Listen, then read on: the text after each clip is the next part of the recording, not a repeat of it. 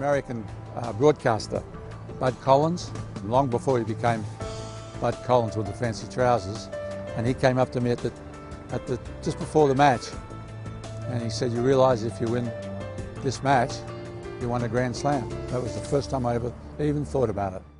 He was a left-hander, always an advantage, I think, and he paired with Billie Jean King in his most successful outings, and he had a Grand Slam in mixed doubles, winning the 4 majors within 1 year. Owen made every first volley. When I played mixed with him, you know, he would hit that funny little spin serve, get in, but I swear he made 99% of his first volleys. And you know, once you're doing that, you're in the point. We're both up there together. We both love the net. In singles, of course, his major achievement was reaching the semi-final of Wimbledon, where he lost 7-5 in the 5th to Manolo Santana in 1966.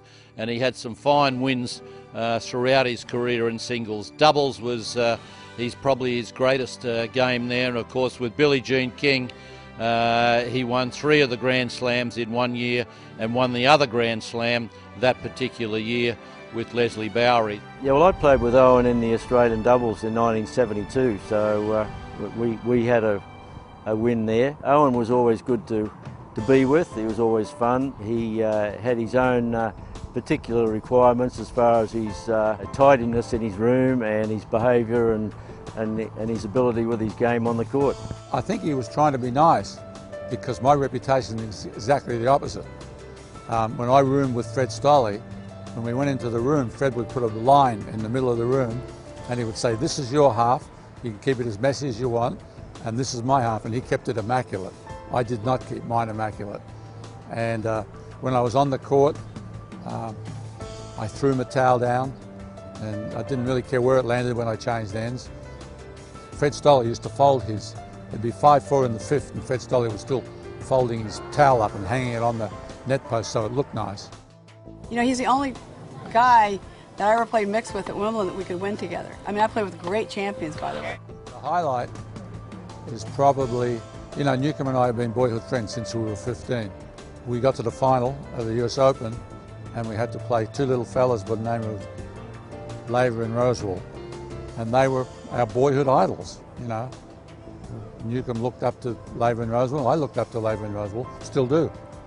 And to play them in the final of the US Open was like 2 kids in a candy store, you know. It's like we used to hit on the garage door imagining we were playing against Laver or Rosewall. And then to play them in the final of the US Open and, luckily for us, win, was probably the career highlight.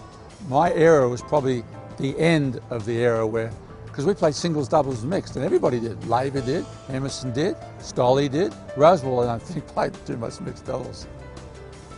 He had the same problem as Newcomb. Couldn't get a girl to play with him. Whether I was playing with Davo or against him, I just thought he was a great doubles player, and so happy that he was finally got into the Hall of Fame. He's one player who really deserved to be in. As I've read more about it and looked around the grounds here and looked at some of the busts that are down there and seen some of the people that are in it, it's a great honour to be there with them.